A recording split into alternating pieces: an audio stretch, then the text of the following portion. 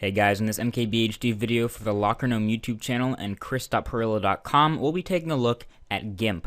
And Gimp is a free alternative to Photoshop. It'll work on both Mac OS X, Linux, and Windows, so it's multi-platform, and it is a very powerful piece of software. I happen to do all the graphics design and work on my channel in Gimp rather than Photoshop.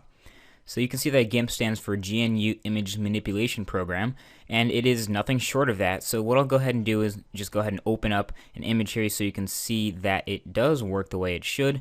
We have a video, not a video, just a little thumbnail that we can import, and you can see the image opens and looks exactly how it would if I had opened it in Photoshop. On the left-hand side, we have a toolbox full of tools, and on the right-hand side, you can see all your layers and things like that. You can make layers visible and invisible, your different brushes, and you can actually use custom brushes the same way you can in Photoshop. So all this stuff is very, very powerful. What I'm going to go ahead and do here is just something very simple, like maybe you just want to use Gimp for making thumbnails or quick images that you want to show in your videos. You can go ahead and drag out a text box, write some text here, if I could spell it, and go ahead and change the font or whatever. We can highlight this, change the font, make it bigger. Of course, there are plenty of things you can do with this that you can do in Photoshop.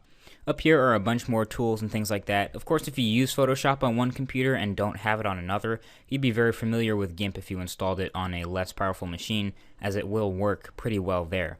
So you can see all these different things. We can move layers around, merge down layers, combine all these things, change colors, invert, and you can see there are a lot of websites out there, as a matter of fact, that will let you do some awesome things with Gimp, like use custom brushes and stamp things onto your photo.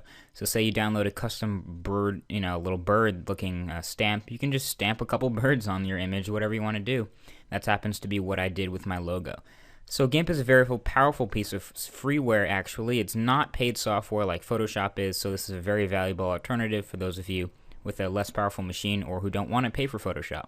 And if you are looking to buy Photoshop later, well, this is definitely something that's a good thing to get you into it, and they'll get you started.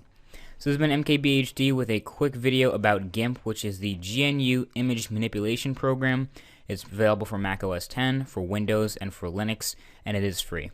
So in this next video, talk to you guys next week. Peace.